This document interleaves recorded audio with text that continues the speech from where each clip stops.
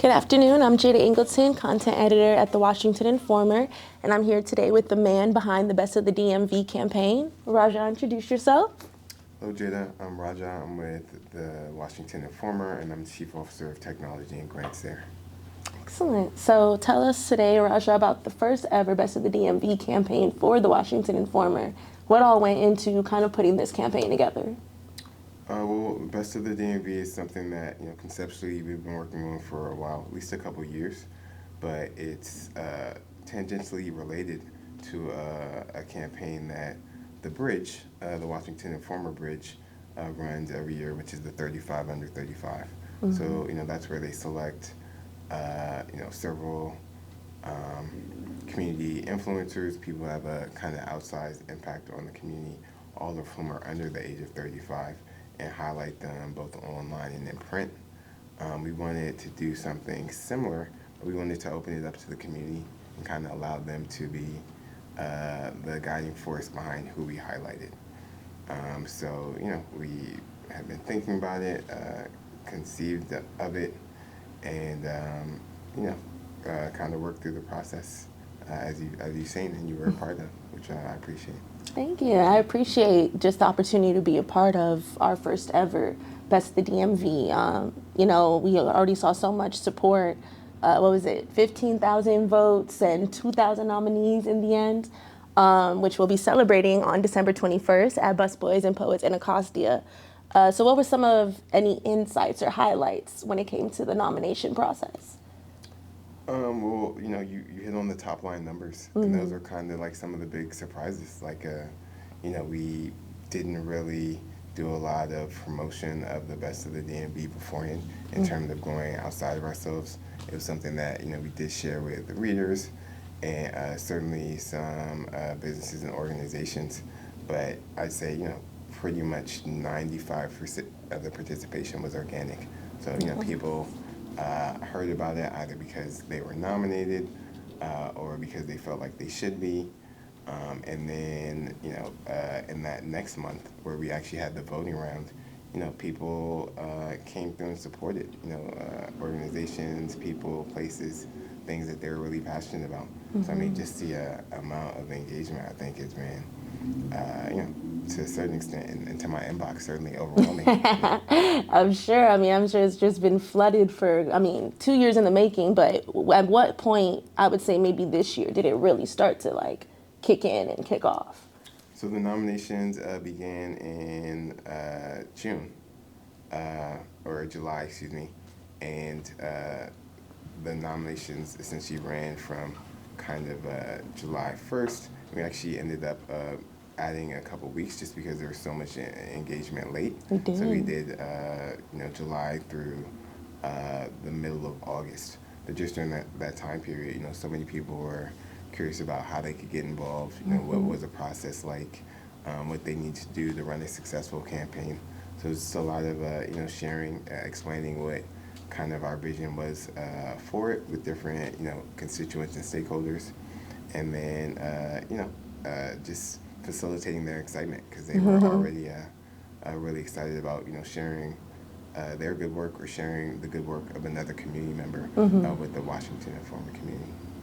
And, kind of speaking towards that overall long-term community impact, what do you hope the mark that Best of the DMV will be here in, the DMV? Well, as I mentioned, we've been thinking about it for some time. But certainly as we were coming into this year, I recognized, and I think we all did in the newsroom and at the Informer, that there is a lot of negative narration around the DMV community. Sure. And a lot of that was, I think, politically motivated, perhaps, some other influences. But, as someone who's lived here my entire life, traveled other places, lived other places, I know this is just an amazing place, right? It's an amazing, welcoming community with, thousands and, dozens and tens of thousands, if not more, amazing people doing amazing things for the community every day. And, being in the newsroom, it's a challenge, right? We can't tell, 10,000 stories a week or even a year, right? We have to kind of figure it out and use our discretion and our reporting skills. But we really wanted to give the power to the people to allow them to tell their stories. Because, like I said, we know that there are amazing stories happening every day. We don't have the resources to share them all. I wish we did. But, to try and create kind of a partnership between us and the community so that we could highlight people that are doing amazing work.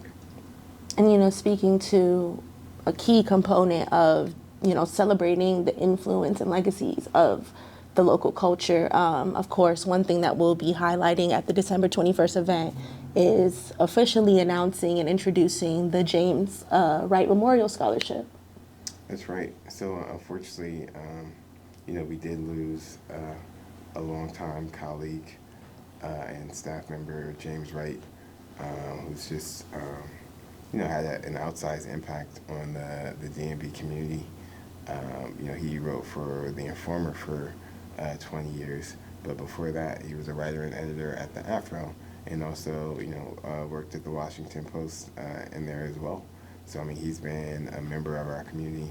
And not just a member, but a member who's actively working to share, important information about what's happening. Most recently in the business community, but of course, James will talk to anyone about anything, as you know. And that's a work that he did in our community, like I say, for over 30 years. And so he was, every day, every week, as you know, telling those stories. So just thinking about, trying to if not make another James Wright, be able to seed, someone with that same passion for, telling about the community. So, we wanted to, of course, just honor his legacy as well. And so that's why the Washington Informer Charities has created the James Wright Memorial Scholarship Fund, which we'll be announcing officially at December 21st on Busboys and Poets. And what are some other things that we can look forward to at the event? Well, I think it's just going to be a great opportunity to come together communally. Sure. Like I said, these are people that the community chose to highlight when we talk about the finalists. So obviously they're doing something right, and so I think having the ability to interact with those people is just going to be amazing, and allowing them to meet and interact with each other. So much of our interaction these days is virtual, and technology, right? I'm a virtual person in terms of how I live my life, but I think we know that there's something special about having face-to-face connection, and that's what makes us the community. Is like that we're not on the other side of a screen, but we're next to each other. So like having the opportunity to bring some of these special people together, put them in a room, and being hosted by Andy Shalal of Busboys and Poets, who is also a former employer, and has also done amazing work in the community in terms of creating a space for artists to be able to, perform and share their work, and also, serve some amazing food. So, just looking forward to really coming together, and of course, that's right around the holiday time.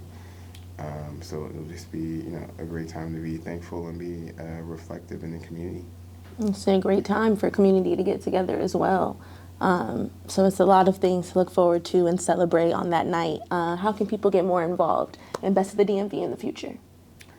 Well, I would say it's all hands on deck. So, people can't answer my emails, but we're certainly interested in, different partnerships and ways that we can elevate, because I think, regardless of the political climate, it will continue to be important for us to celebrate each other. Definitely.